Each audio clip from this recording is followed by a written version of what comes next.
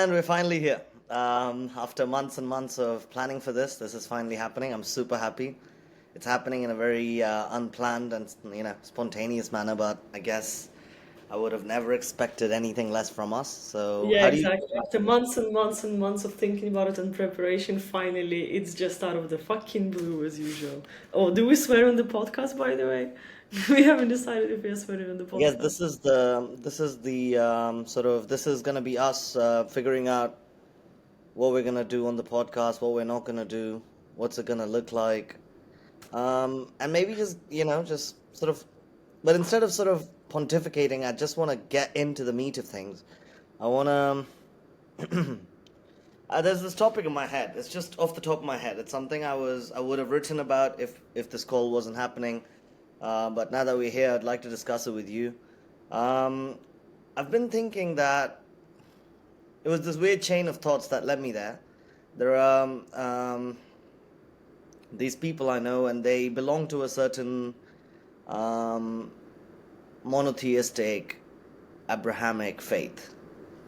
I do not want to say which one, but there's not that many. So, So uh, we can say fuck, but we cannot say the name of religions. no, it's not that we can't say it. For some reason, I feel like this is how I want to go about it. I mean, Okay. in this particular case. So the thing is, I was just thinking, like I don't know. I was just thinking about sharing stories from Indian mythology with these guys. And I was just wondering how that would be received. And then suddenly I just had an inkling that it might not be received very well. There might be resistance to me sharing those stories. And then I asked myself, would it be alright if I shared stories from, say, Roman mythology or, I don't know, Greek mythology, right? And then that led me down this, like, sort of line of thought where I just started thinking about polytheistic religions versus monotheistic religions. And that reminded me of a conversation I had with another friend, a mutual friend of ours, Mr. J, many months ago, where I was trying to explain to this person that I don't have a problem with pretty much any religion that's not monotheistic. Any religion. Almost don't even need to know of the religion.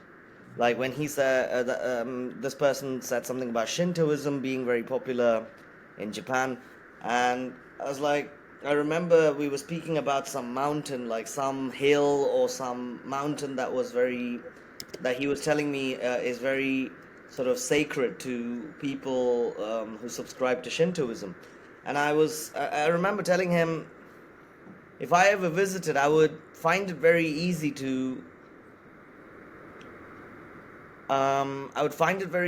connect with the sacredness of that space. I feel it intuitively.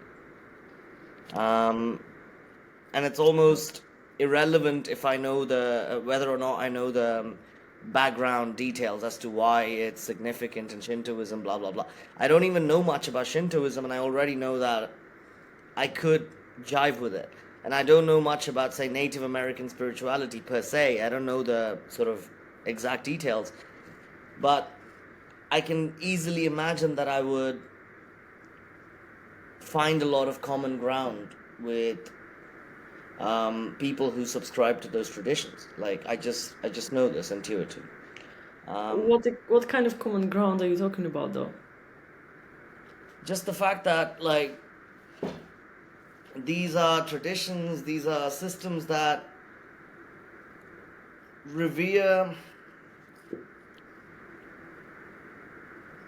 existence in this very uncodified, unrestricted way. Like it's these are not so much traditions that prescribe very narrow definitions of what is sacred and what is not sacred. But do we really know about that, though? Like, can you actually say that non-Abrahamic religions are not restricted by any sort of traditions or rules No, or... I mean, traditions do develop, right? Traditions do develop, but I mean, um, various polytheistic faiths give birth to various sort of cultural lineages that can potentially evolve restrictive norms and mores, but my point is, in my mind, there seems to be a fundamental separation between polytheistic religions and monotheistic religions. And I find myself, although I've only seen and experienced, like, say, one or maybe two polytheistic religions firsthand, and even then I would argue, like, Tantric Buddhism is, to my mind, it doesn't feel like an entirely discrete, separate religion from Hinduism. It's very easy to imagine it falling within the umbrella of Hinduism. Having said that, I find myself at ease when I think about, like, say, potentially interfacing with members of another polytheistic belief system. I feel this sense of comfort around that I don't feel when I just okay. I guess the simple point I'm trying to make here is I sense that there's fundamentally a difference between polytheistic and monotheistic religions. Maybe you can sort of speak to that. Like, maybe you can speak to what you think those differences are. I cannot really think about it because I'm not sure that I can, crystallize the differences. Just intuitively, yeah, I'd say I definitely have this kind of very relaxed, how can I say it, relaxed approach towards any other polytheistic religion. I don't, but then we say polytheistic religions, but how many of them do we have that are kind of officially our religions and developed enough to even be taken into account? You know what I mean? Well, maybe let's say non-monotheistic, because there's Shintoism, like we just mentioned. There's Taoism. There's Is Taoism polytheistic in any I way? don't know that it's polytheistic, I, but it's definitely not monotheistic. It's it's not. not one. It's like to me, it's just a part of. Again, I can be very very wrong. I can be super off, but to me, Dao, like the teachings of Dao, are very much aligned with the dharmic tradition. It's not polytheistic, but it's very dharma based. Well, in if I'm being super pedantic, I wouldn't consider it dharma based. Like, I understand where you're coming from, and I completely agree with you if you're talking about the essence of Taoism. But if we're strictly sort of taking an academic approach, I wouldn't include Taoism as a traditionally dharmic region. Taoism did not originate in India, like Jainism did, Buddhism did, Sikhism did, Hinduism did. If we're being very strict, these are the four dharmic religions, because these are the religions that explicitly use the word dharma. And I get where you're coming from. You're not operating from such an explicit sort of definition, but No, but um, didn't he kind of went to India or around India and got inspired by? but either way, let's just say those four religions, they actually originated in India. They were developed in the subcontinent, and Taoism did not originate in the subcontinent. It's not just that; it's also that Taoism doesn't use the word dharma. If we're taking a strictly Fair sort of, enough. yeah. Fair enough. But I completely understand what you mean, and that sort of speaks to my point about. I feel like all spirit worshipping, nature worshipping, so-called pagan religions, non-Abrahamic religions. Maybe in the end it is non-Abrahamic religions. Um, they seem to have a lot in common. Like, um, I'm really, really, really not is sure it about. nature worship? I think it's maybe the commonality is nature worship of some sort, reverence I to thought nature. about it. I thought about it. And this is why I wanted to invite Vova to a talk like this. He would be perfect here right now because Could I we could was we could we hit him up, see what he's up to? sure his wife is still probably away, so he can be. Sure, just give him a Um, call. Let's see what he's up to, and maybe he'll want to I'll join text us on him. the He should podcast. be. He should be close. But He just should give him be. a call, if that's okay. Okay, anyways, while we are waiting for him Sure. to Just drop him a ever text and reply, I dropped him a text and now I'll just I'll tell you because we did it in the voice messages even and I can even recreate if anything at some point, which is obviously in Ukrainian though. Um, So yes, and I was, because I had absolutely the same idea. I was so captivated by it that I couldn't kind of unsee it, that like obviously pagan religions are very whatever you take are very connected to nature and stuff like this. And there is like so, like, to the point where there is even some sort of reverence towards nature, and this is why we're so fucked up right now and not sustainable and stuff like this, because we all turned into to Abrahamic religions, and we stopped worshiping trees and stuff, right? That was really my idea. I thought that. But I talked to Vova at some point, and Vova, I don't know if I mentioned this or not, is very, very, very, very into Scandinavian mythology and Scandinavian like ancient traditions and worshipping and whatever was happening there.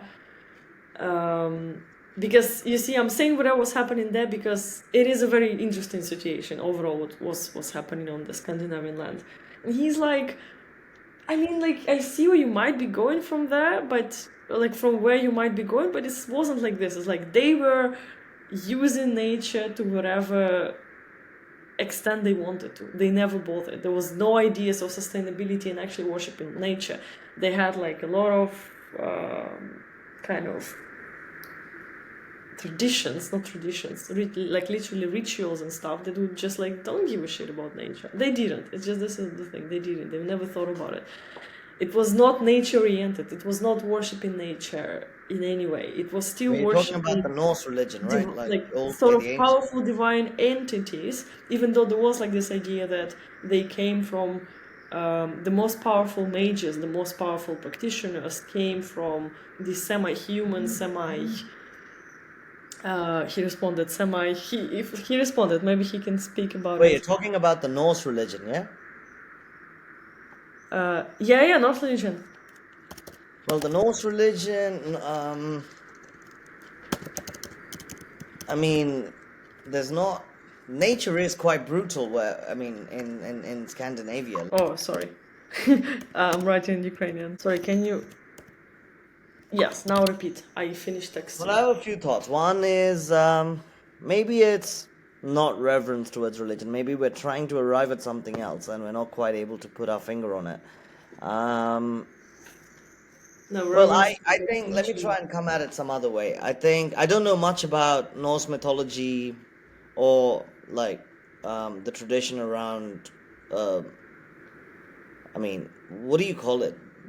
Is the religion called Norse religion? No, no, it's not. It's. I would say more Well, like it's called Old Norse religion. Old And Norse religion. Okay, in English officially. Okay, not North. Do you understand? I'm saying Norse. North. Norse. Norse. Like Norse mythology. Norse. Yes. Okay, It's I Norse will. mythology and Old Norse religion, as in Norse, as in Nordic. Anyway, where do we leave things? Okay, so Yeah. let me. Anyway, My so just sister's. okay. For now, I just want to say that for now, like at least this is an example of tradition. You probably can call it religion also. Um, that is very pagan, but it's not really. It doesn't have any reverence to nature per se. It does. It's not in its philosophy. It's not. Um, it's not. It's not prominent in any way. It's like and Okay, is it fair to say these religions that we're talking about, these belief systems and these traditions that we're talking about, say shamanism, South American mysticism, like the various disparate belief systems followed by indigenous people worldwide, like the tradition of the Aborigines, various East Asian traditions, like for example, there's also this other tradition called that's followed in Tibet. Do you know what it's called? For example, the Mount Kailash is sacred to members of Buddhism, Hinduism, Jainism, and this fourth religion as well. no, I don't know names. I thought you would know names. Let me look it up really quickly. Um, For this, I should have watched that video that YouTube was so Bon. constantly offering. It's a Bon religion. It's the indigenous religion of Tibet. How can you Um, spell it? sorry, Can you spell it? Bon. Bon, Bon. Okay, Bon So it religion. shares a lot of it shares a lot of similarities with Tantric Buddhism. Um, hi. Oh, hi, very nice to see you, my dear Hey, friends. Very nice to see you How too. are you? You look very different. I'm very well, thanks. How are you? Well, super, super. So cool topic. Anastasia just told me that you are um, discussing about some paganic and Avramistic religions, Yeah. and yep. it's very, Let very, me very, just give very you touch. let me just give you like a little bit of an intro. Like let me just sort of what would you call it? Like let me give you a little bit of an orientation, like as to how we started on this topic. So basically, I was just coming back home today from work, and I was wondering, um, do I have a problem with organized religion, as I thought I did for many years? And then a few years ago, I started becoming more of what you would call a spiritual person, a spiritually oriented person, and I started doing things that might look religious from the outside. And I've been doing these things for a number of years. And so today I caught myself wondering, am I against organized religion like I used to be, like I said I was? Or am I really only against monotheistic religions? Is there a difference between monotheistic religions and polytheistic religions fundamentally? Or maybe not just polytheistic, mm, non Abrahamic, let's say. Like, are these religions less prone to fundamentalism, radicalism, like dogma, than Abrahamic religions? That was the. I mean, I just want to discuss stuff around, like broadly around these topics. That really, then I would like to add, because as long as you are joining us, Moa, is it really Mm-hmm. true to say that any pagan religion ultimately, like, and immediately means, oh, it's not constrained, it's not radical, and it's not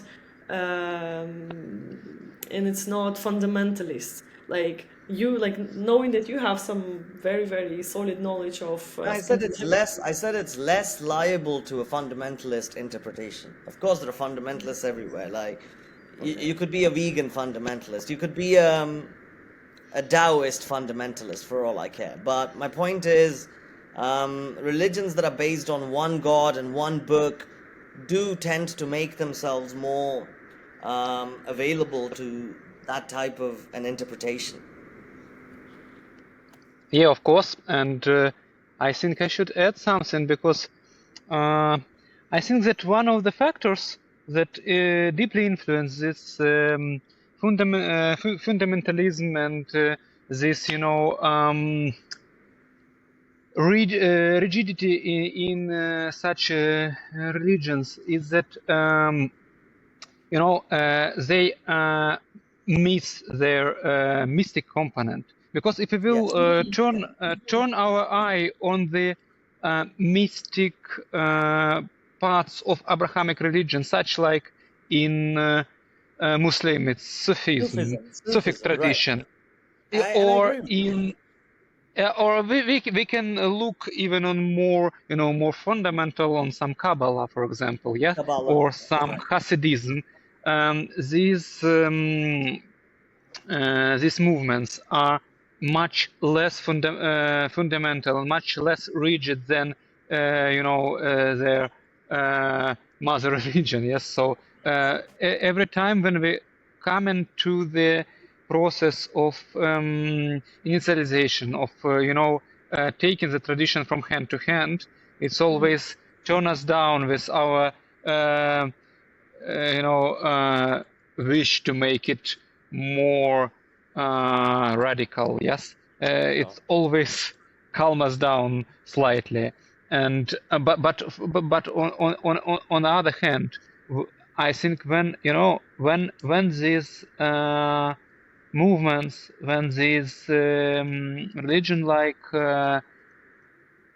Um, how can I say? When it comes to some perverse, like when you initialize some um, non-correct people for the movement, yeah, it becomes also very radical. If we can, I think that that we can remember, for example, René Guénon, who become initialized in Sufi tradition, but his ideas were so how can I say they're not rigid with it, but they were really radical and they gave rise to some Which tradition are you talking about? Come again? I didn't catch that. maybe such guys like Kumaraswamy or René Guénon or Evola, this, well, the guys that made their input into European traditionalism, in European tradition as a political and religious movement. And so they were all based on very interesting religious traditions, such like Buddhism, such like Hinduism, such Mhm, like Sufi tradition in Muslim, and mhm, nevertheless they came to very radical forms of these movements, and they gave rise to some occult traditions. For mhm. example, Like like Madam, those. would you include like people like Madam Blavatsky and there's Yes, other guys yes, of course. Mm-hmm. But Blavatsky, she were before these guys, but yes, it's the same Theosophic traditions. Yes. Gurdjieff. Gurdjieff, yeah. Oh, you know Gurdjieff. Well, it's so good to know that somebody else out of former Soviet Union is. Oh, I think, for example, I think a lot of people in India. I'm not sure about this, but I think a lot of people in India know Gurdjieff.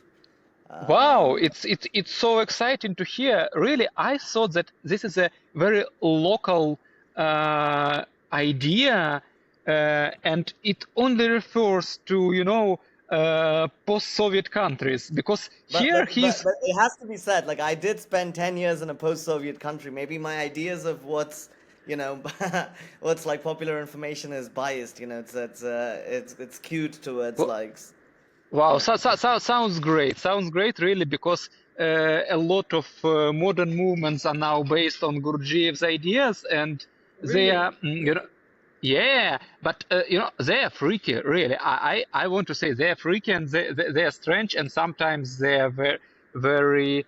How can I say? Well, I would not take part in these movements with these people, but it really impressive that he is popular in India and very Well, I have interesting. to say, I've never spoken about him to any Indian people, but I have heard a famous Indian spiritual leader mention him several times. Wow. Well, just for curiosity, maybe you even know guys Rerich? No. I know No? one guy. I'm searching for a name. This guy was associated with Madame Blavatsky. Yes, He was from Kharkiv. There was a guy from Kharkiv who's from quite popular Kharkiv. from Kharkiv. And, I mean, or maybe I'm getting it slightly wrong, but I think he was associated with Madame Blavatsky. At least he was a contemporary of Madame Blavatsky, and I'm You not say able to. Rerich Nikolai? Is this the guy? Sorry? Rerich Nikolai, is that the guy? No, No, no, but no, no, no. I'm pretty sure it's Rerich Rich. Nikolai, yeah, yeah, but I mean tradition. Rerich tradition is associated tightly with Blavatsky, of course. But yeah, I mean he was he made some culture exchange center in Himalaya or Mm-hmm. some in India somewhere. I mean, Mm. and I'm not sure who that. in the beginning of 20th century, and he was indoctrinated in Lamaism in Mongolia, in um, maybe in Himalayan traditions, somewhere in Tibet, somewhere there. Yep. But And I gotta say, it's like, can I circle back and I kind of put a little bit of structure to whatever we said so far? Yeah. And oh, also, it's because like we started from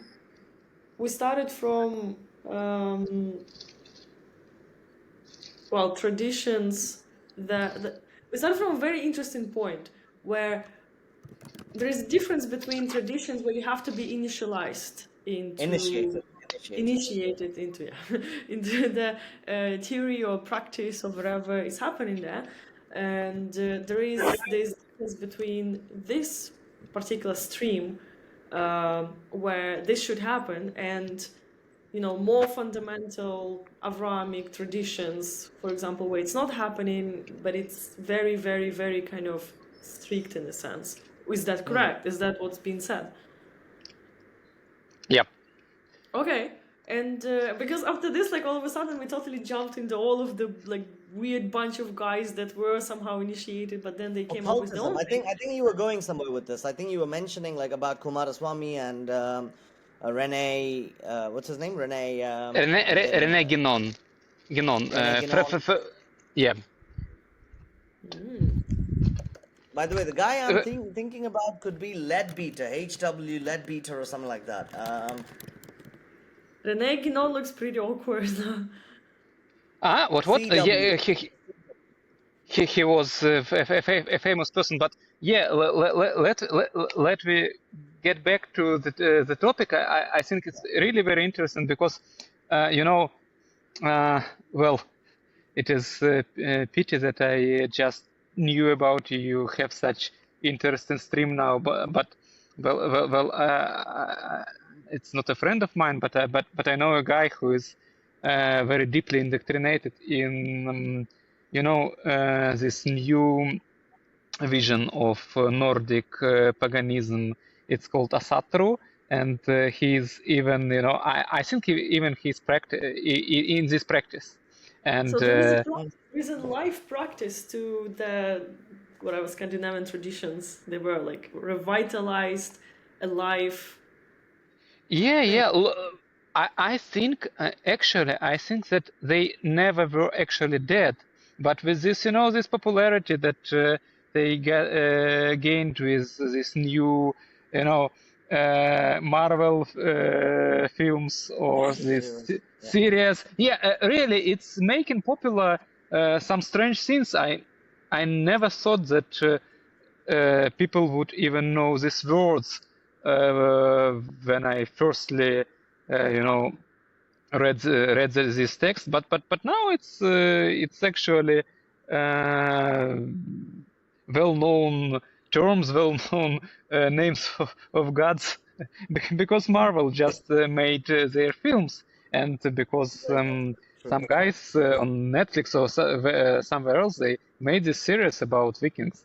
But in any A lot more case, people are thinking. A lot more people are thinking about Thor and thinking about Odin and Loki, and I'm sure that makes I'm sure that plays some part in sort of having these gods um, sort of be at the forefront of human consciousness. I mean, It's they're super occupying a lot cool. more plots. It's super cool, but I just like I'm very mind blown by the fact that that was never dead. That's what's really, really mind blowing for me.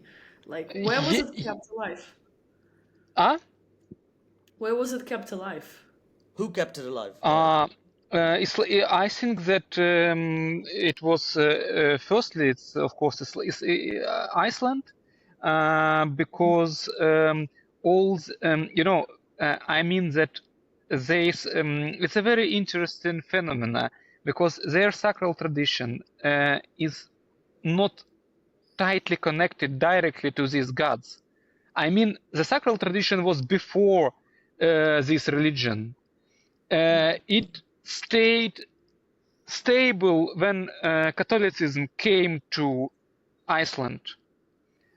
They just absorbed, Jesus Christ and said, okay, we have Thor, we have Odin, we have other gods. Okay, let it be additional one. This good white guy we appreciate him. Moreover, it was very important for them that in Bible, in Holy Bible, they found a lot of names. They took a great attention to different names of gods, and these guys they found in Bible text they found a lot of names, and it was very suitable to make some sorcery. Because when you make in Scandinavian sorcery, you need some names of gods, and so there's additional names, very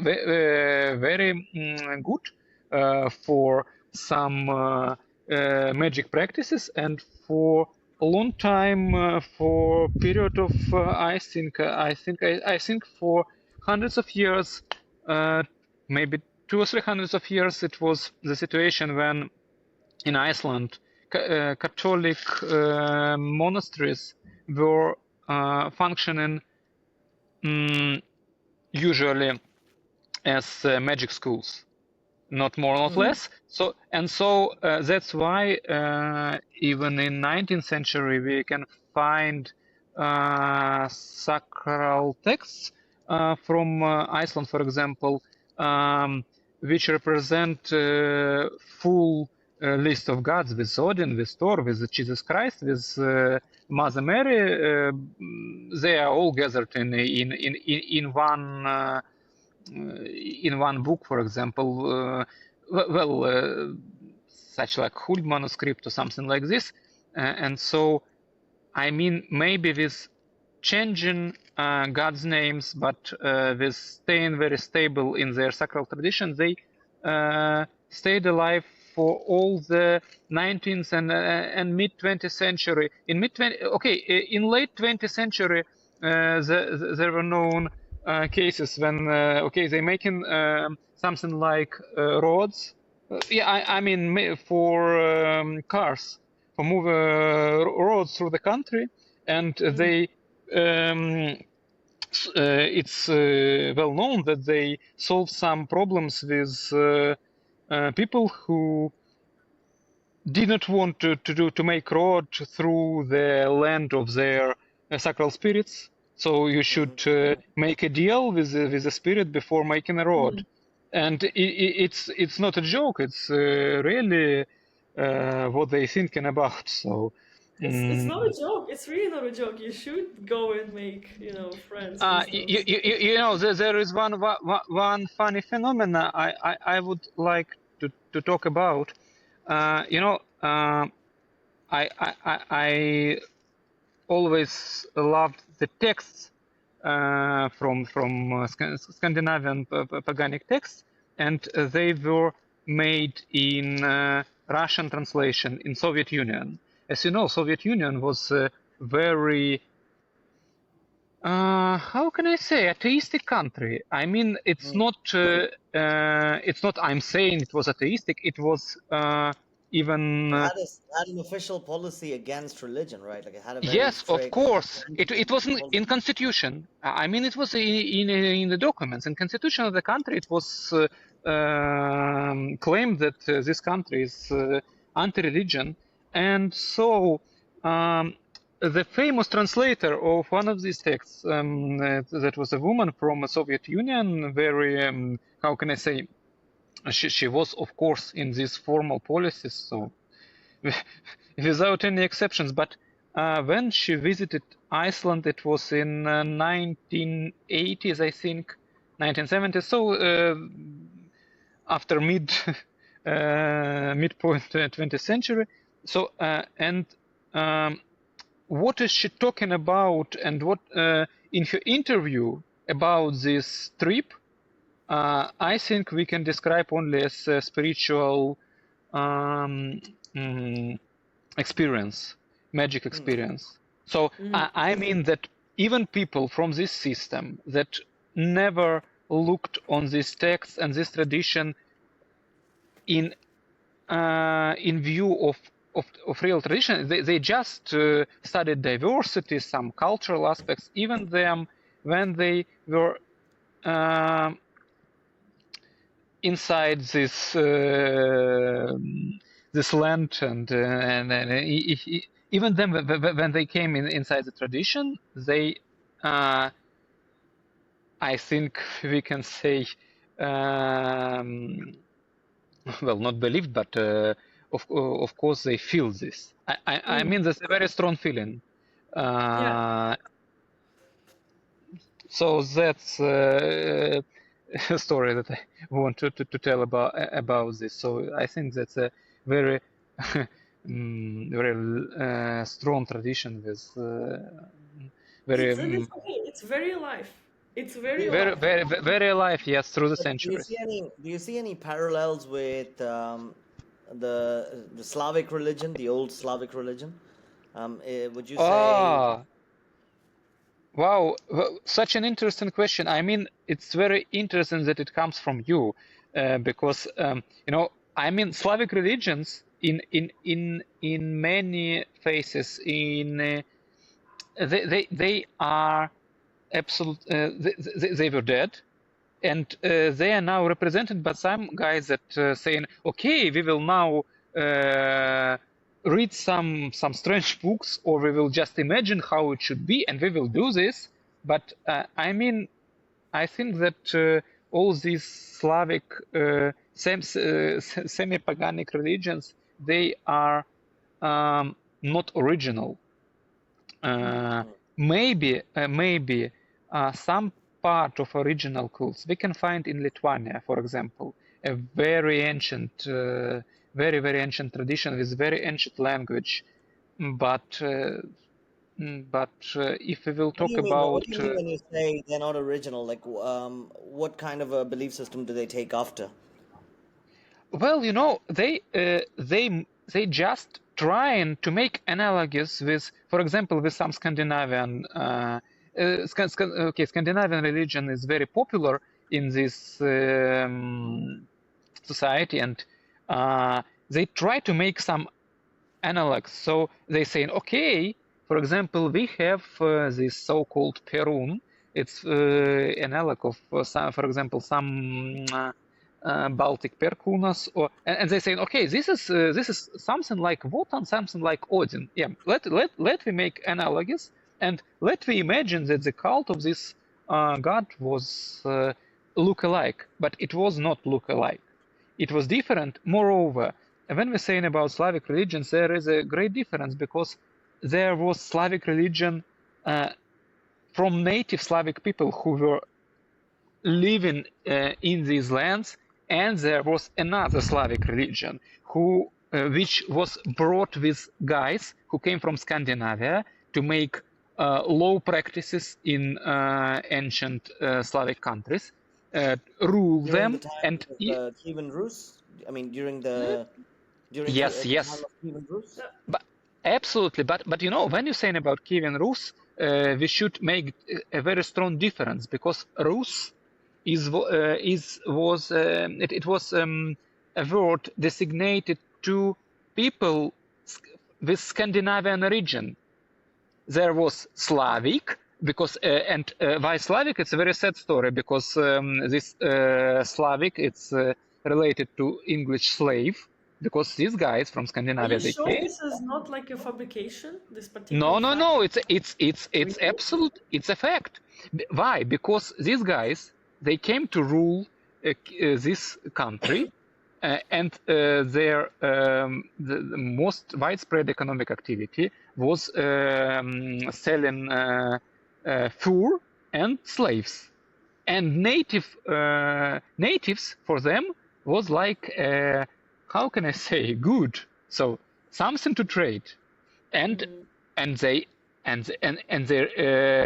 they made so big slave market that in Scandinavian countries, these guys were just accepted, like, okay, this is Slavic, because okay, this is the natives from the land where they just selling these slaves. So I What mean, time are you speaking about? What historical period was it?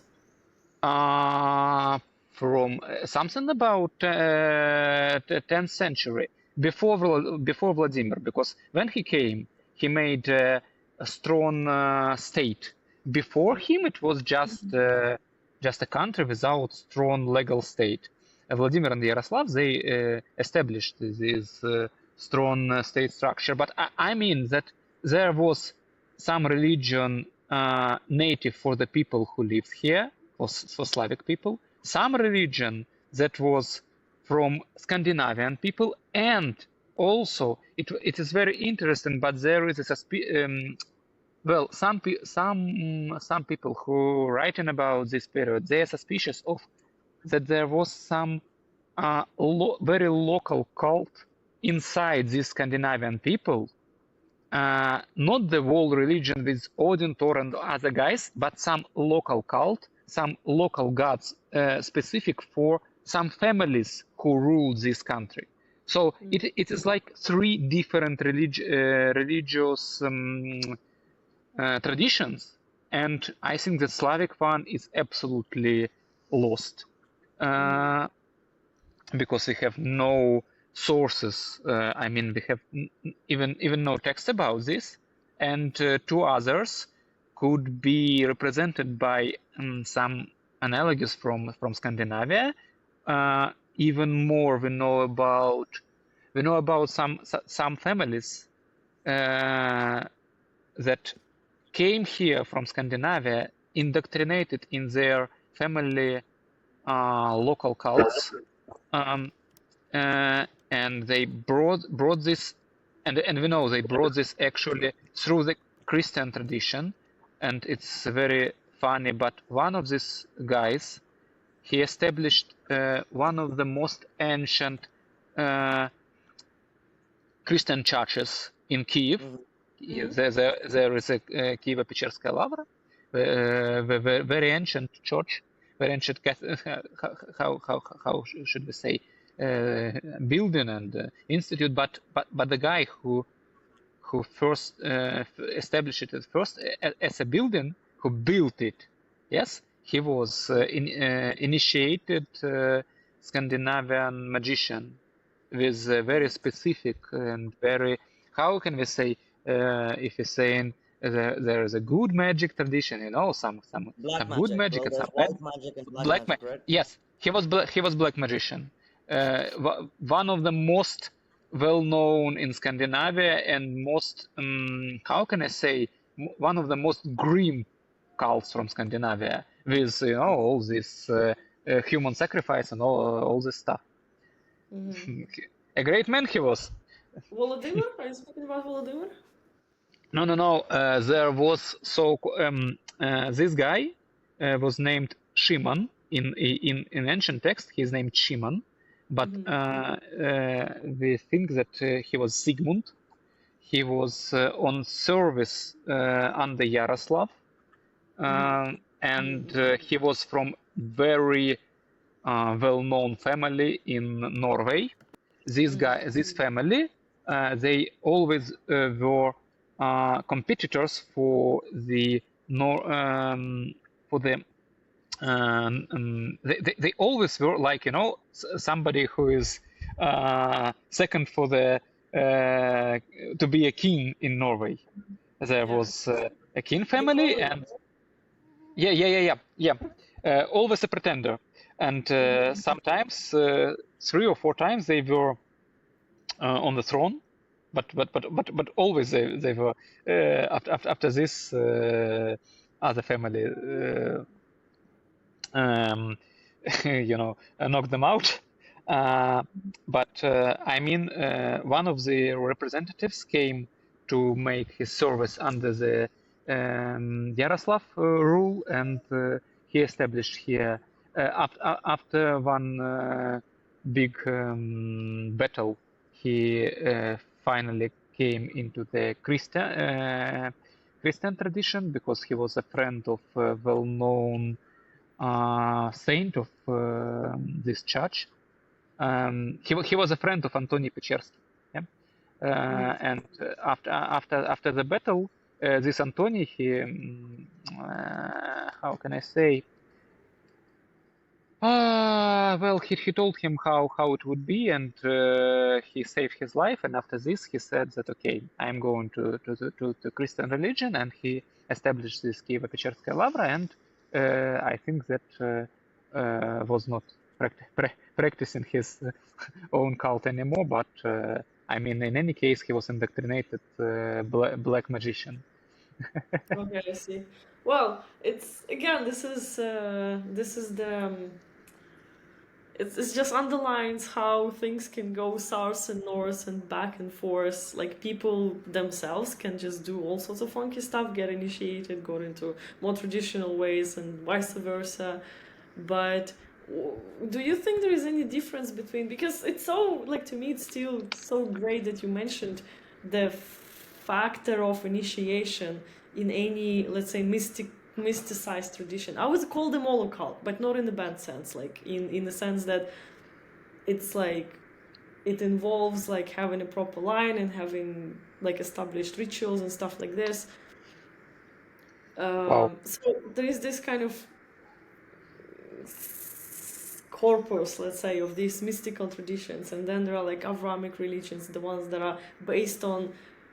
Um, I'm not even sure what they're Well, based the on, point but is, they are all very. religions start from a mystical experience, I think. I think it's fair to say most religions, if not all of them, sort of have their origins in Yeah. Oh, one or many Yeah, experiences that except there is like someone has. my exactly. friends, my friends, I'm sorry. My phone is going to shut down because I have very low battery. But Yeah, before it happened, it is so nice to see you. It is so nice to meet you. yeah, Thank you for your time. looking Thank you so I much. forward. was re I was really excited to see you. Very Yeah, nice, well, Very very same will nice. here, you will same you here. come back if we ask Yeah, you to looking come forward back? to having you back on the podcast. Yeah. Yeah, because Oh there are wow, many wow. topics that like I particularly want to speak to you about. Oh, it's a pleasure to me. It's a pleasure to me, of course, my friends. That's Have great. a nice evening. So sorry, I'm going to stop. Yeah, No worries. You See ya. too, man. Bye. Take care. Have a great day. So, but like, yeah, he brought up a very interesting thing. Um, that initiation, you're saying that, yeah, having a mystical experience is of course it okay, I'm not going to say of course, but it starts it, and it starts whatever religious tradition there might be, except on one hand there is a bunch of traditions that requires continuous initiation from that point of realization, and some others don't, and then they kind of freak out, I'm not and sure. because I'm they, not sure. I mean, when yeah, I it's think of Jesus just Christ, something again, that came like across my mind. I'm operating entirely on conjecture here.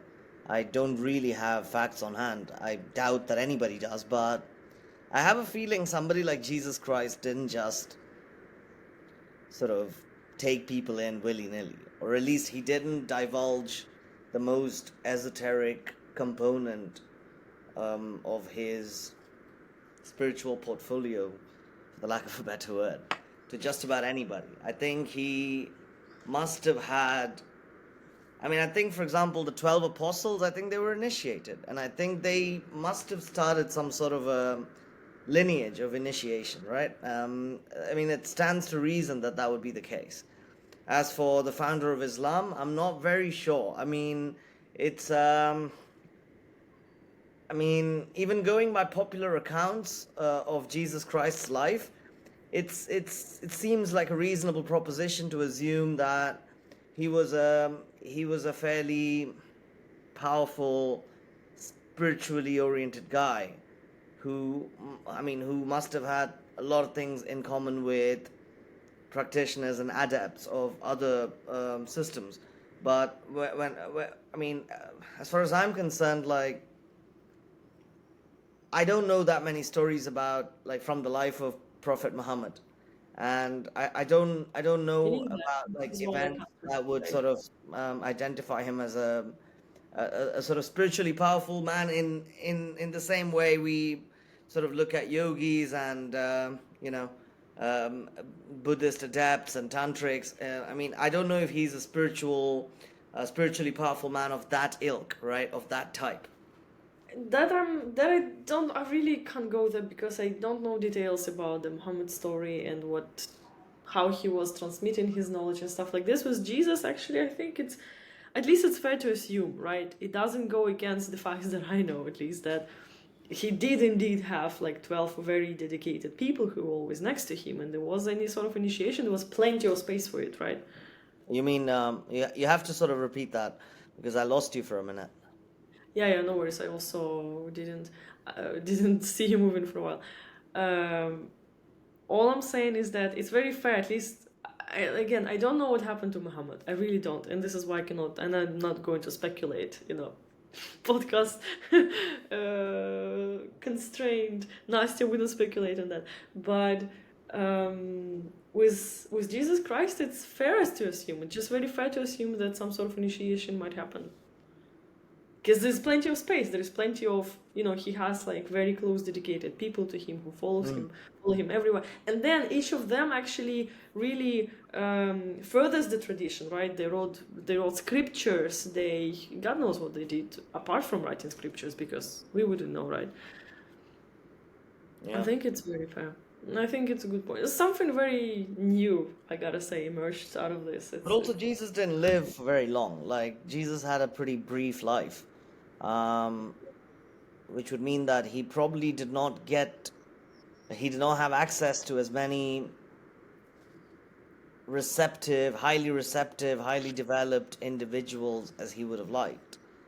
I'm not sure about this. Like, I have this, like, since I don't know what times, I have this very strong feeling that we should not underestimate people who lived back in the day. We're like, oh, they were less conscious. We don't I'm know. not underestimating them. I'm not underestimating them, especially not. I'm especially not underestimating them because they lived, at a certain point in history.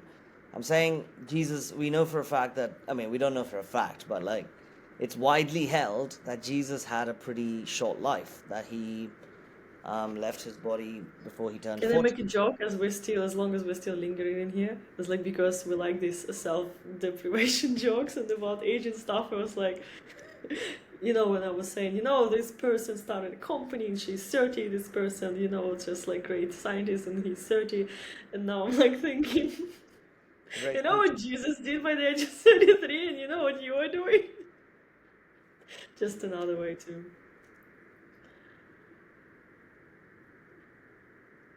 Anyways, yeah, so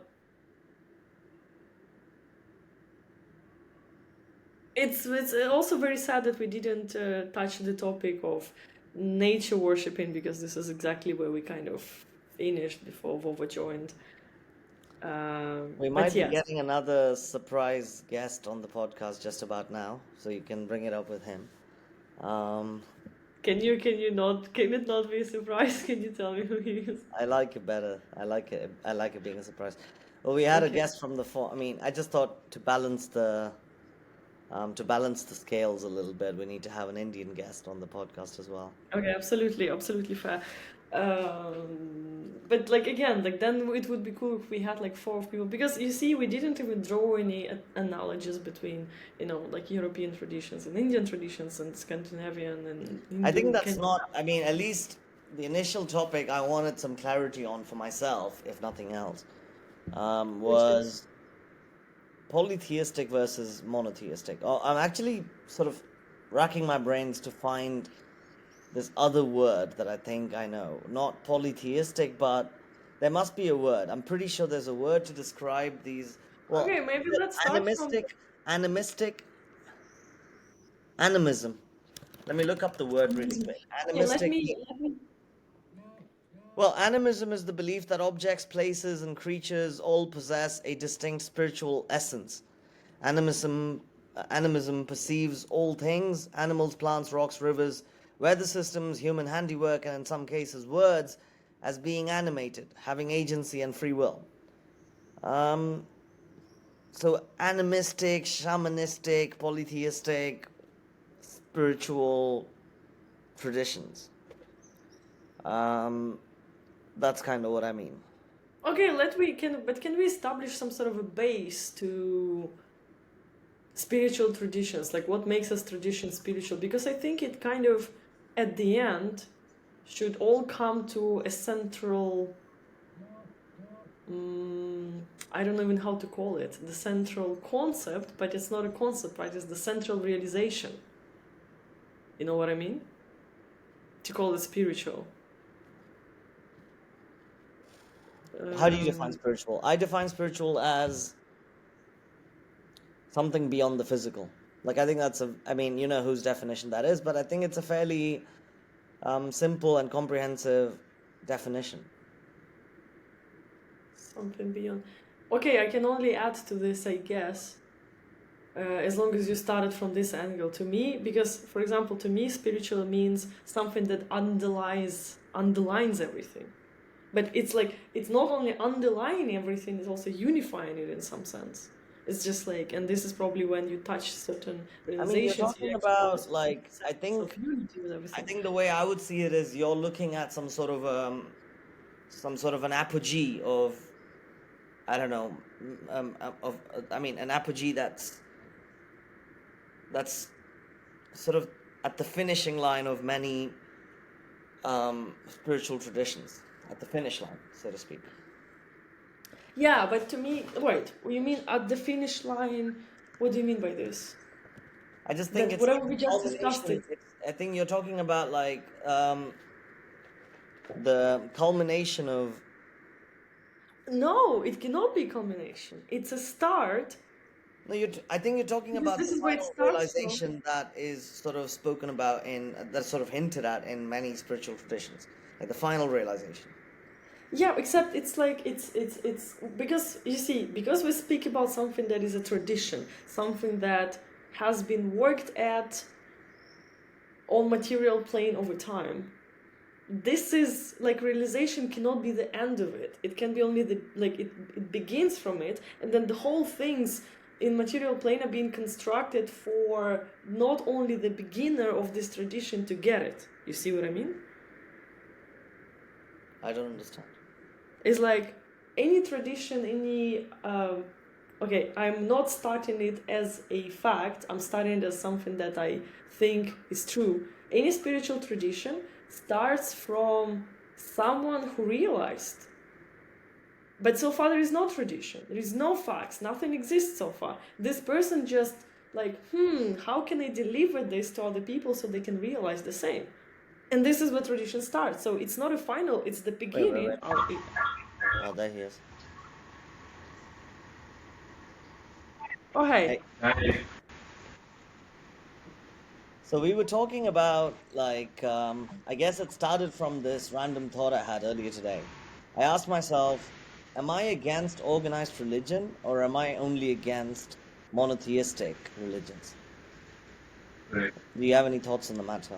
Do you think, because in my mind, I think there's a fundamental systemic difference between monotheistic religions and all other forms of, like, I don't know, loosely organized nature worship traditions, polytheistic traditions, spirit worshipping traditions. For example, I was speaking to a friend of mine. He was telling me about Shintoism, which is this belief system based in Japan. And I don't know much about it, but I was telling him, like, he was speaking to me about some sort of a hill that's sacred to sort of followers of the Shinto faith. And I was telling him, if I ever find myself in Japan, I can very easily see myself bowing down to that hill without needing much more context around it. Like, I don't need a lot of context. And if I can easily see myself jiving with a bunch of Native Americans participating in a ritual that they're doing. Right? Okay, let me throw something more, let's say, controversial. So I've been to Istanbul, right? And I've been to a very beautiful mosque. And this space does invite you to just quietly sit by yourself. You can meditate if you want. It's inviting. It's fairly nice. You know what I mean? So it has enough context, enough spiritual context for you to kind of enjoy yourself in this sense, right?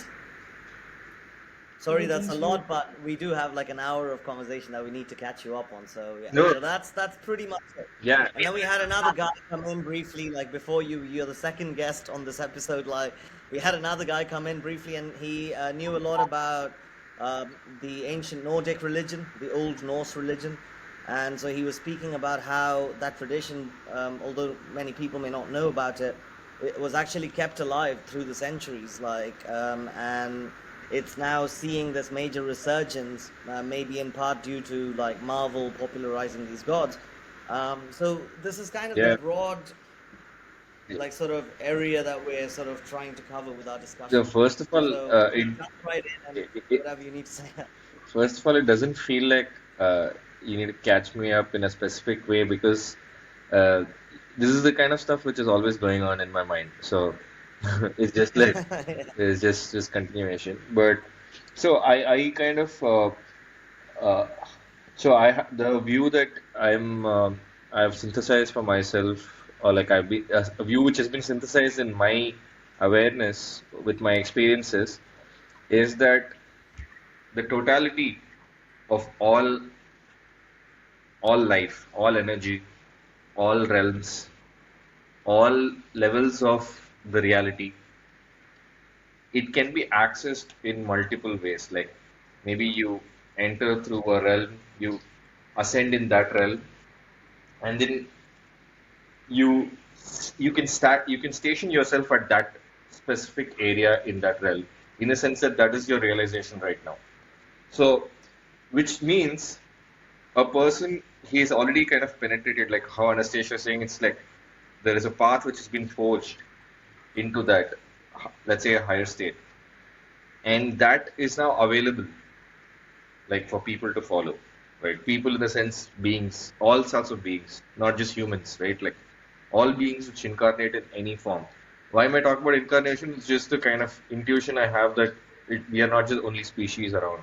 There's all sorts of vessels that we as beings. So we have to get this cosmology kind of straight first, right? For me, like to talk about anything. The cosmology I'm talking about is having this idea that we are fundamentally beings of just nature of being a being. That's it. We can only be. But we enter into vessels in different forms and explore the depth of reality. I think that's the cosmology I'm dealing with.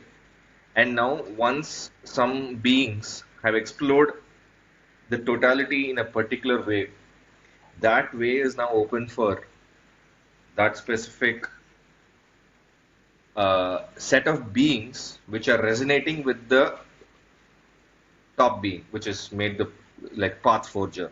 So we may call that a religion, we may call it a spiritual movement, uh, and just like how in a forest, if you clean a path, but 3 months later something's there, but it's still like you can see there's a potential path. So you need another guy to just forge it again. So we have sets of beings constantly reforging these paths. So in that way, I prefer not to think about religion and spirituality in a different way, like two different things or like different words for these kind of. For example, when you mentioned Muhammad, so in my view, he forged a path which involved a lot of vitality, like meaning he was working with the pranamaya kosha a lot.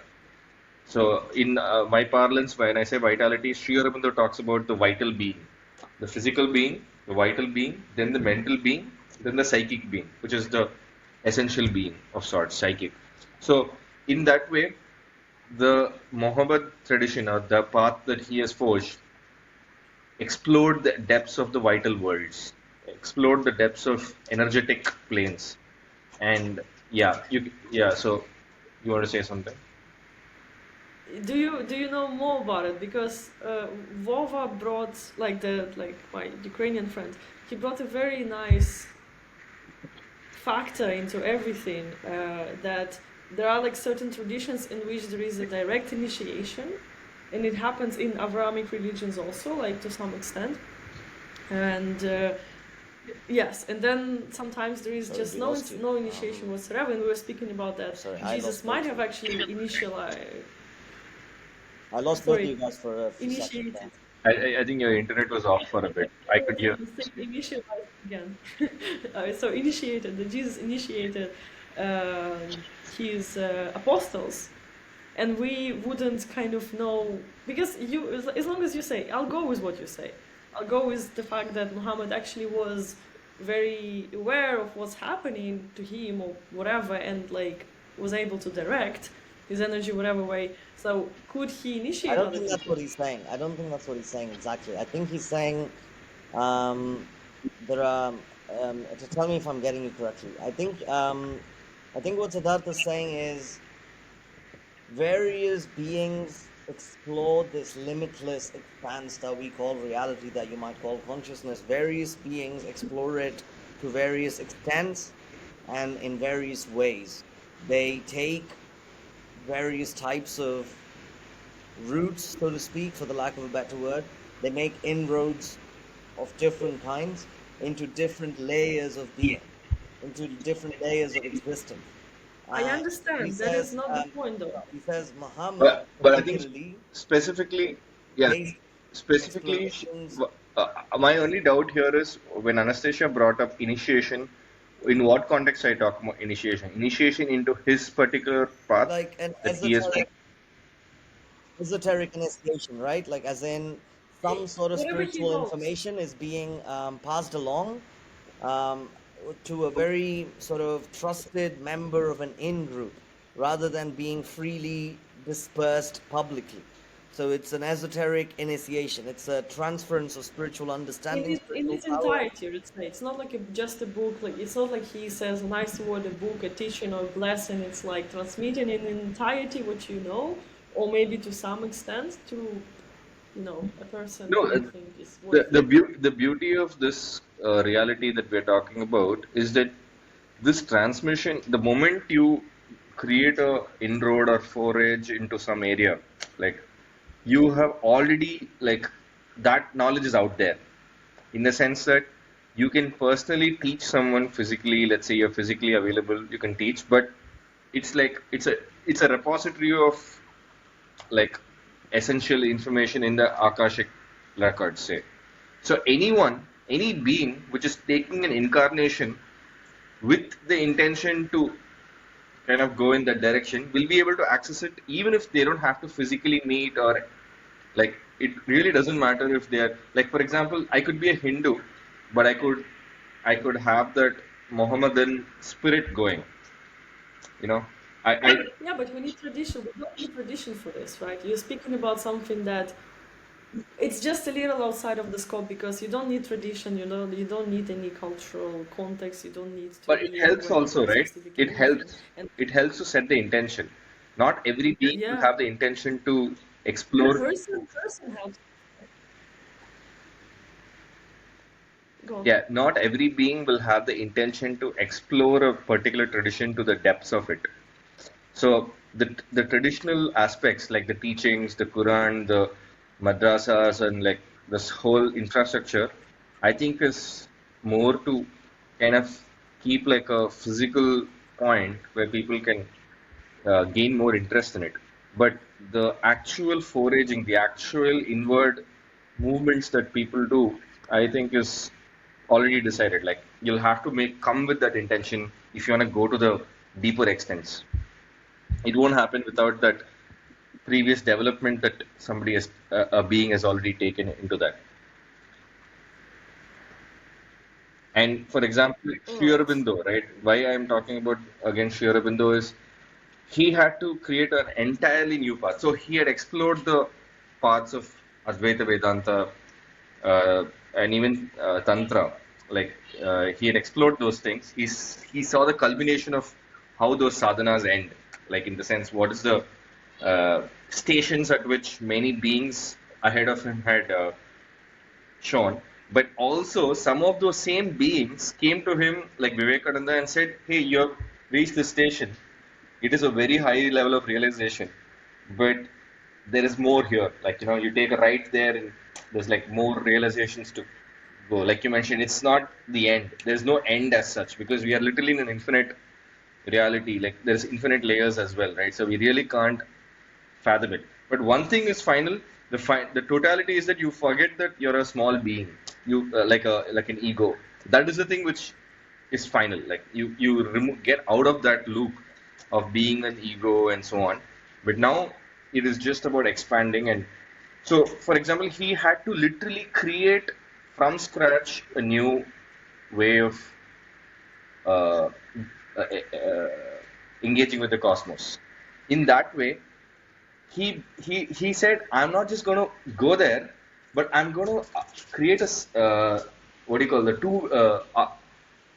two-way lane. Like that is, you can go and you can come back also. So he made space for a very high vibration from a very high place in reality to come into a lower place in reality. Meaning that he made a bridge between like lower vibrational states and higher vibrational states. And that was like, you can call that a religion also. Like actually, clearly written that in fact, if we had stopped at that spot and just decided to open it up to the world, people will be seeing it make an entire religion will form around it, like a Buddhist religion or something like that, because the power of that is so much. But he was not satisfied with it, and he took it to a higher level where it was not easy to manifest in the physical plane. So my just to kind of come back into the whole thing is that, yeah, my view is that it's easy to these pathfinders make it easy for other beings to come into a kshetram or a parampara, as they call it in Sanskrit. Parampara is technically religion, in the sense that it is one. Opinion. The word religion is so overused. My point is, when we are saying religion or a cult or whatever sect, a parampara is like a you don't have to overdo it. You don't have to reinvent the wheel. Just kind of follow the people who have gone little ahead. And of course, it's going to be a unique journey from our point of view, even then, right? It's not going to be like this mundane, like, oh, I'm going to wake up every day. And like this Buddhist monks, you might think that their lives are very mundane, right? From the outside. It's the same thing, but it's really not. Like, inwardly, they're going through crazy journeys. So, yeah, I mean, I'll stop there. Which is Yeah. nice. It's very nice that you mentioned parampara, because when Boa was speaking about some again, I don't know how to call it, traditions. It's not a tradition. It's just again, it's pretty much a line of people who does different sorts of magic. Different lines of people that do different sorts of magic. And in Scandinavia, it's been happening all over the place. It's like pretty much, it's like you are literally like a shaman if you are into Scandinavian traditions, like literally. And then like there are different family traditions, different family kind of magics and stuff like this. And Perfect. to me, this is also parampara. Yes. It can be, it can be directed on different things. It can involve human sacrifice, let's say, and it can not involve human sacrifice, and it can involve just a guru. But it is kind of the mechanism of it to me seems to be the same. It's people transmitting to other So, people so, so whatever's being the point there is, I think, I would draw the line. Sorry for the interruption. I would draw the line at like say strict codification, and like there's sort of a very rigid boundary between the in group and the out group, and sort of cultivate a very codified mechanism to prevent people in the in group from sort of mixing with the out group. Stuff like this. It's That's what interesting. to Why me do you bring that? sets apart a very sort of rigid monotheistic religion from other sort of spiritual traditions. But is it though?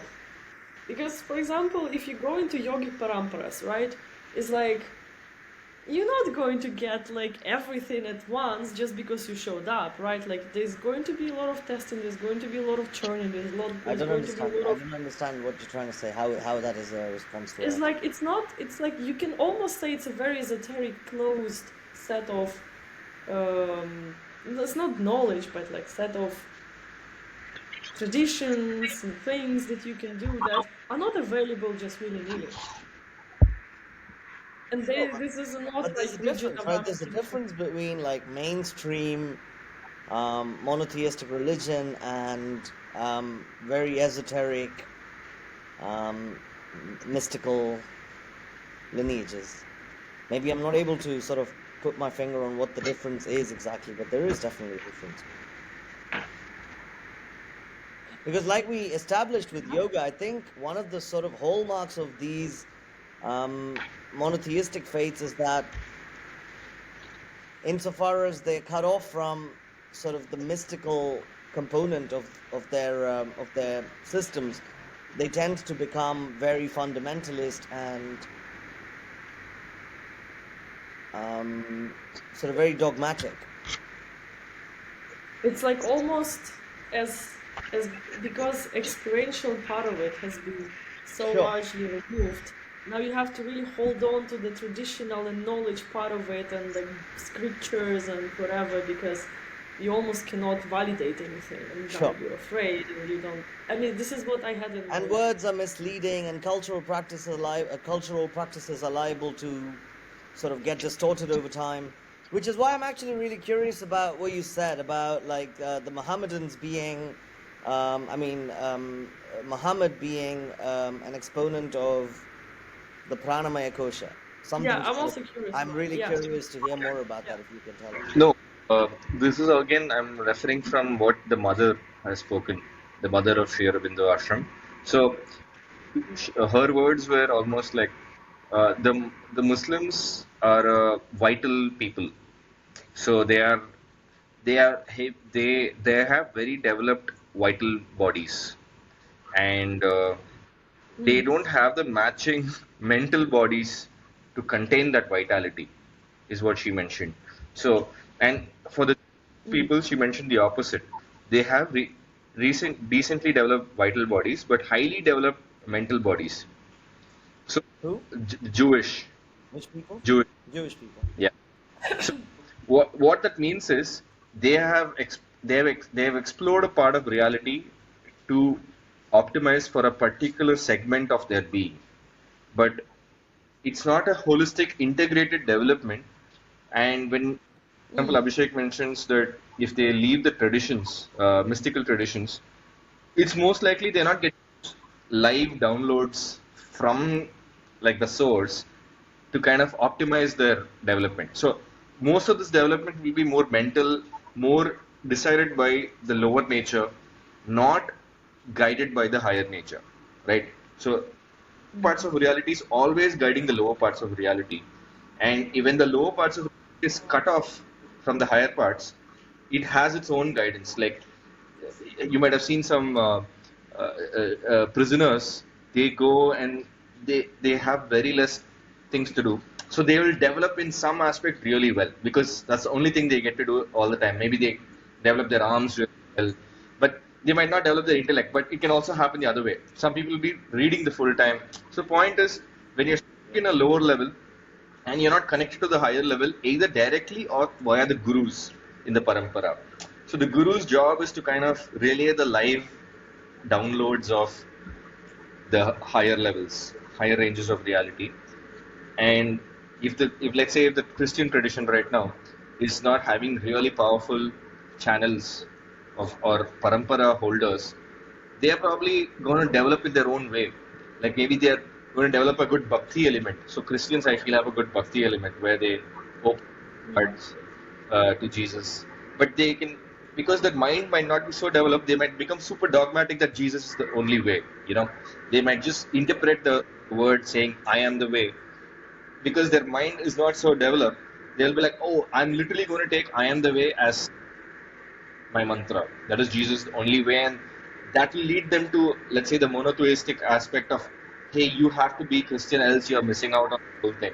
That's why the conversions and Yes, and just to sort of clear the air, right? Like a little bit, just to sort of add a bit of clarity and a fairness to proceedings. I do think it um, happens everywhere. Krishna worship, yeah, for example, especially with Krishna worship in India, No different. is very it's very prone to this kind of an attitude. This is the only way. Krishna is the only portal Fair. to anything you might want to attain, right? That, Like, that reflects the mental development of the people speaking about it. Right. So that's where the word religion comes out. Like it becomes like very dogmatic and like this is the way. Because for some people, they need to take to some mantra to just hang on. Right. They're not here for the ultimate realizations, like jumping to the higher levels. They just need to get their life in order. For them, it might just help to stop thinking about everything else and just focus on Krishna. But if they, I think that's true for a lot of yeah, people, but what I was surprised by, or what I at least or Christ, sort of found myself thinking about, was some of these people are quite powerful. They're very developed. I don't think I possess the vocabulary to speak about it in very precise terms, like which aspects of their being were developed, but I know people from Vaishnavite traditions who are very powerful people. Let's just leave it at that. Very powerful, very developed people because who have extreme they're focused on the, extremely refined skills across a wide range of human faculties. But, like you said, they don't necessarily display um, a sort of open mindedness, a sort of understanding of how limiting concepts can be, any concepts. And then they seem to betray this lack of understanding of how human understanding itself is limited, right? Like that sort of acceptance that all of the stuff that you're getting at is quite ineffable and quite sort of hard to pin down. The sort of humility that we have when we talk about these things, that hey, we're talking about something that we don't really know how to talk about, and we're sort of contending with the fact that we're talking about something that's really impossible to talk about. This ineffability, this sense of mystery, the sense of um, I don't know, how do you put it? The sense of non-definiteness that pervades the whole spiritual right, milieu, right? the only case for their behavior is if uh, they are not having this idea of this is me. It is my job to make everyone think the same way, right? Like if they are not in that Right. mindset, they're like, it's kind of humble to say this is all I know. I'm not going to open my mind to anything else right now. But it's good. Sure. Do what you do, man. Like it's good for you. Like whatever. I'm not going Sure. to get involved. I'm not Sure. going to comment on like your stuff. But if you want me to, if you want to convince me that there are so many religions, so many gods, different ways, I'm not for that because right now in my journey I can see only Krishna, or like I can see only Christ, and it's Sure. helped me a lot, and I'm going to stick with it. But in my view, like in my personal view, I feel these beings at some point their own deity, their own masters will teach them how to kind of like open their mind. So it's really not uh, uh, so hard for the higher beings to kind of open up our minds. Like eventually it happens. Mm. If we speak about an honest, authentic, um, aspiring person, right? It's like not someone who is actually going on a crusade to reinforce his religion on some people, because I don't know, there can be power games under it, right? It's just because a lot of people have this particular issue with religions because of these instances. It's very difficult. This is why it's very difficult to speak about religions as something that's not dogmatic and it actually can underlie some spiritual urge. If you see what I mean. Can you say that last part again, a little more loudly, perhaps, if you can? Starting from where? Last sentiment, like exactly the last sentiment that you I spoke. can just rephrase. You know Okay. me, I can just rephrase.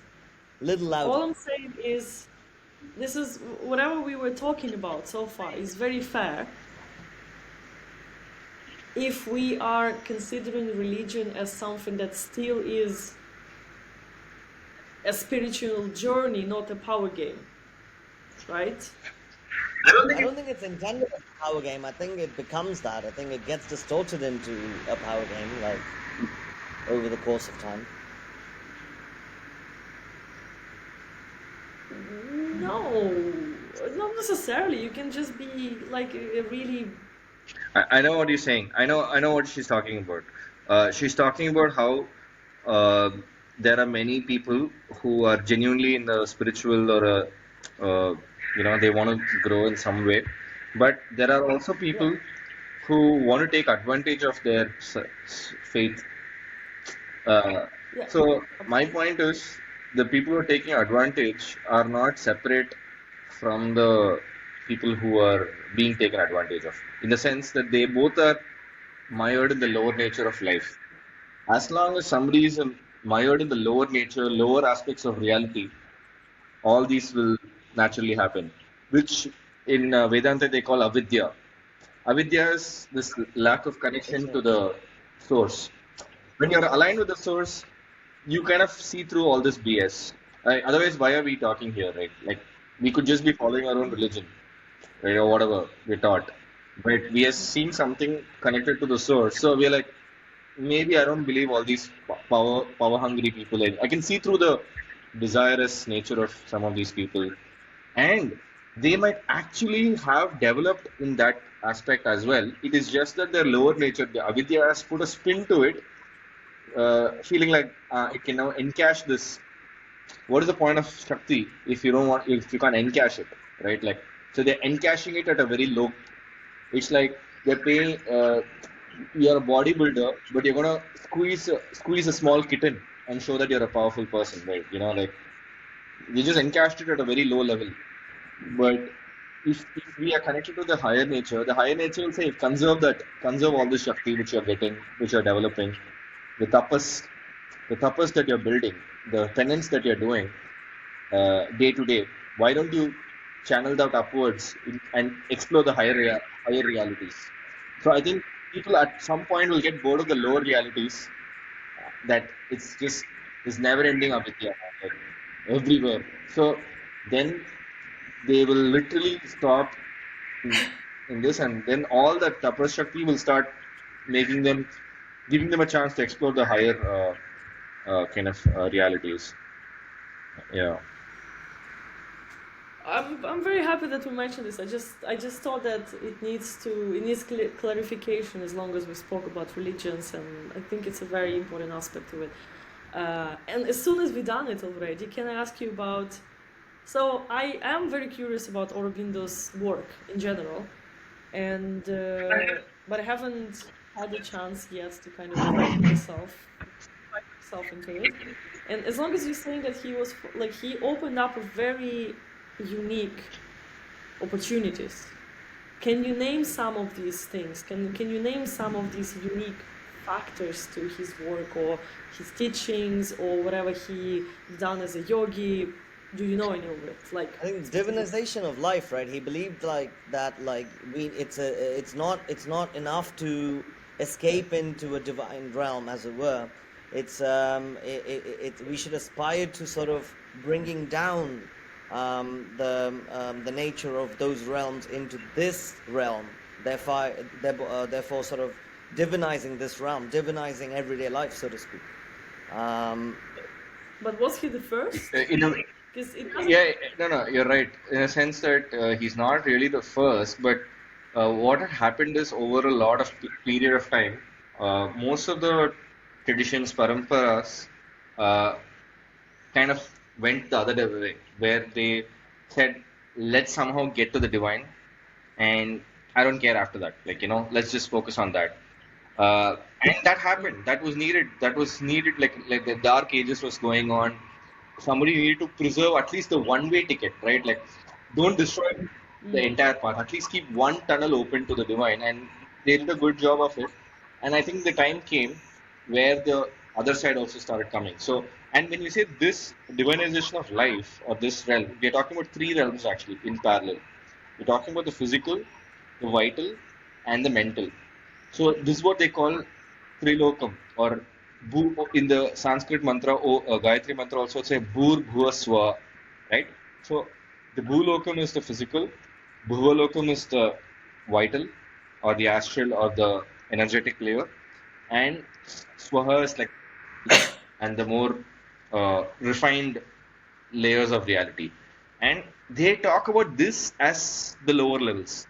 This they call the triple lower world, right? So there are higher worlds, but this band of three is the lower. And Sri Aurobindo, he was so like he's like a champion in a sense that nobody thought of it at that period.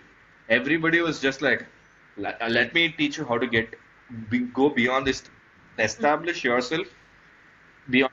don't want to talk about what's beyond it, but let's just go there.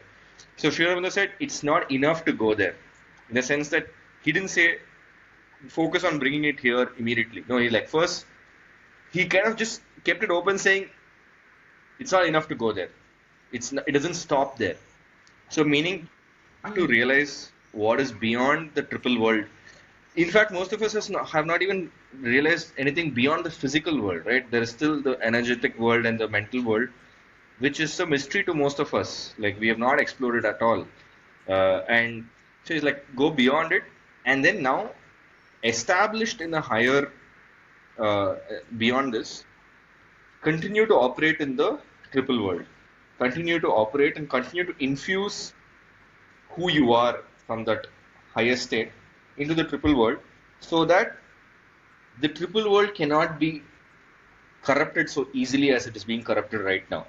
For example, if more people were divinizing life, it will be harder to kind of like the power games which are getting played. It'll be harder because people make it. It'll be more obviously seen through. So, in fact, some of the yogis have literally said because of Aurobindo's right, many people are awakening faster right now.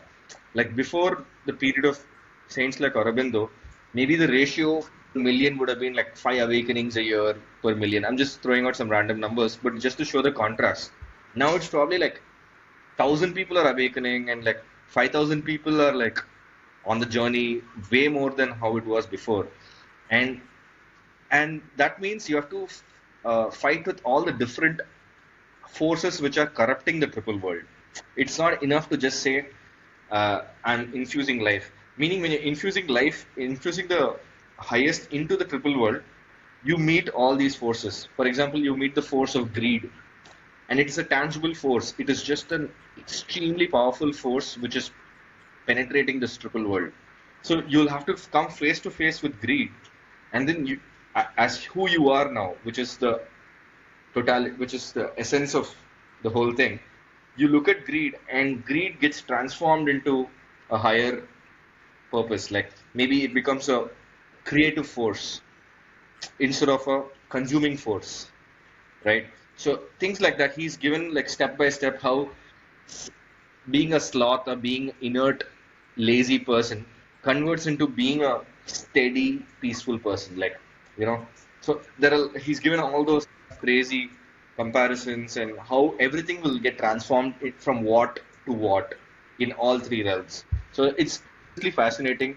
And the main thing reading about Sri Aurobindo is we need to speak to Sri Aurobindo first. Like he's still in, he's still operating in the triple world, even though he's free to go into the other side and establish himself there. True to his word, he's still operating in the triple world, not in the physical, in a physical body for many people, but he's still operating. So we can speak to him, like just like how we are speaking. One day, if you want to read Sri Aurobindo or like you want to explore his work, you can say, okay, Sri Aurobindo, I'm just going to try to, get what you're saying and get into it. Just like how I think Sadhguru has mentioned, even after I leave for 80 years, you can access me very easily, right? Not saying it casually. They're like literally going to be around, right? They're just like, okay, access me if you want. But most of us, we are so caught up in the physical that it just seems like a waste of time talking to a non-physical.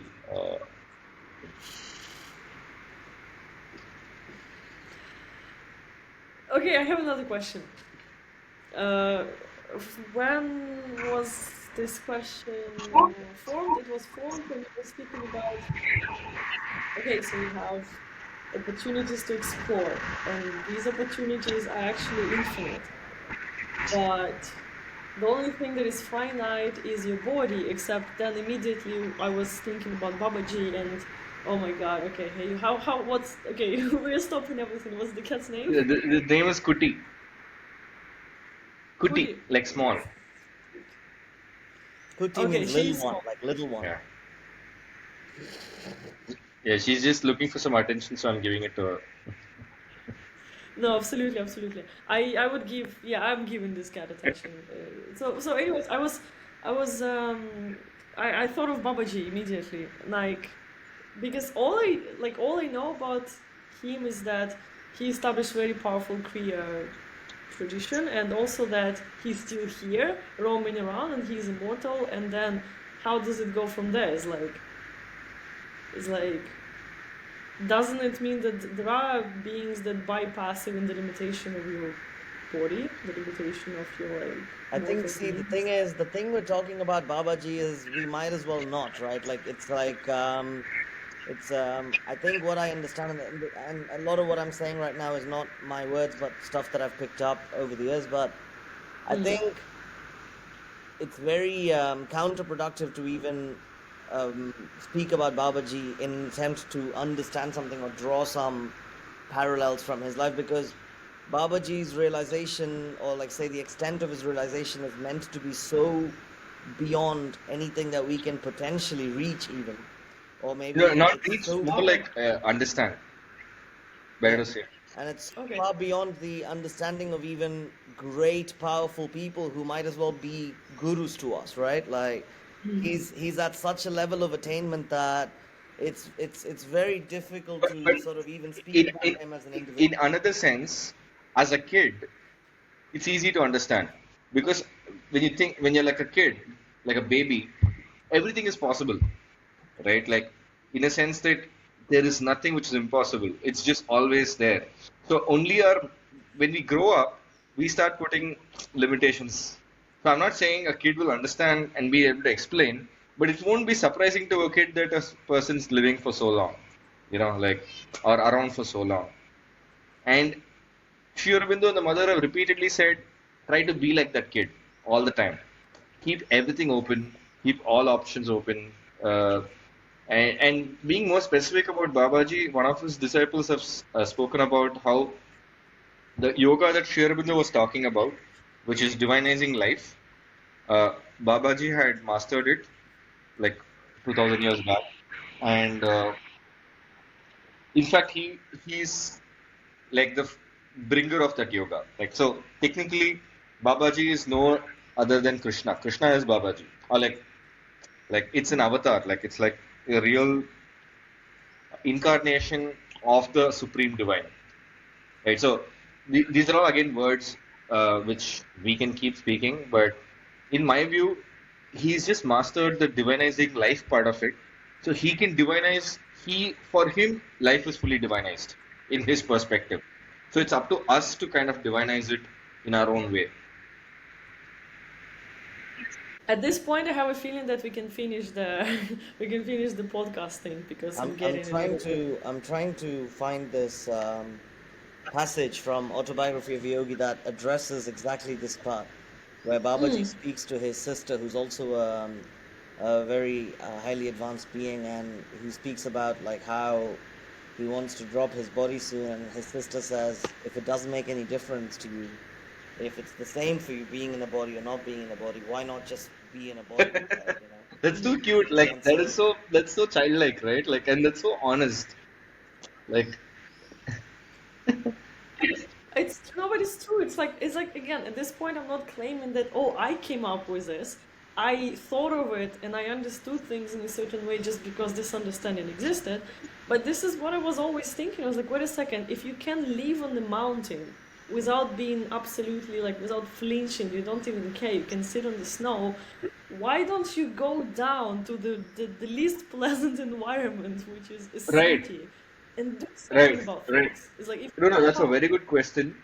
That's why the aspect of psychic being comes very important. So every psychic being charts out its journey in a particular way. Just because a being is physically not coming into is not living in the, let's say, the cities, doesn't mean it has no effect on the cities. That is only our mind which thinks that, hey, you have to be physically present next to me to influence me. In fact, I would go on to say the beings which are sitting in the mountains have more of an effect that like on us to improve our lives than let's say if they're physically here. I know it might not sound reasonable or logical, but I just have this kind of feeling that that's what's happening. No, I'm not disproving this in any way. I'm No. just saying that back in Yeah, the yeah, day I when know. I Also, thought that, but it's I wasn't really, you know, I wasn't thinking of ways to affect things, let's say indirectly. But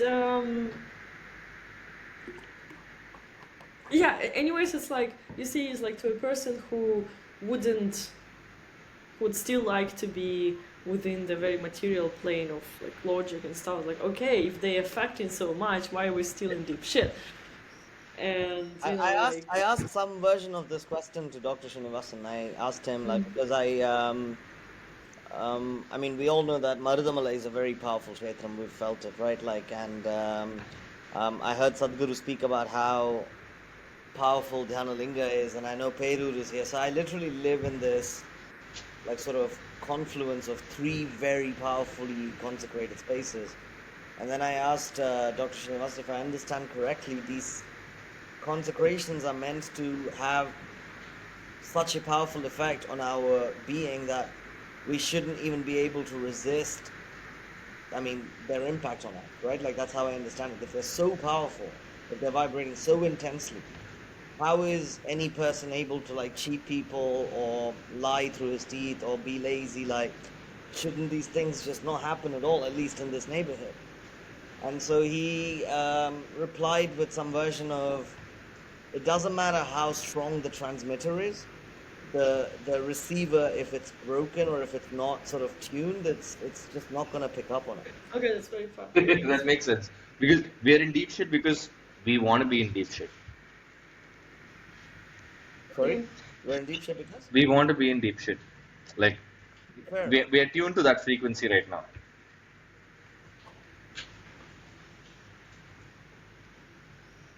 I think at this point it's very fair.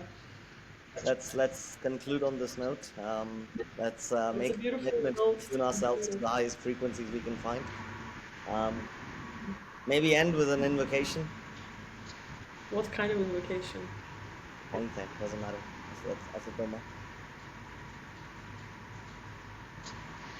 We can, I we never. could just do a quick, uh, like, uh, kind of like use the breath to kind of clean out the energy channel. Just Okay. like that. Maybe just for a couple of minutes or a minute or two. Yeah. Okay.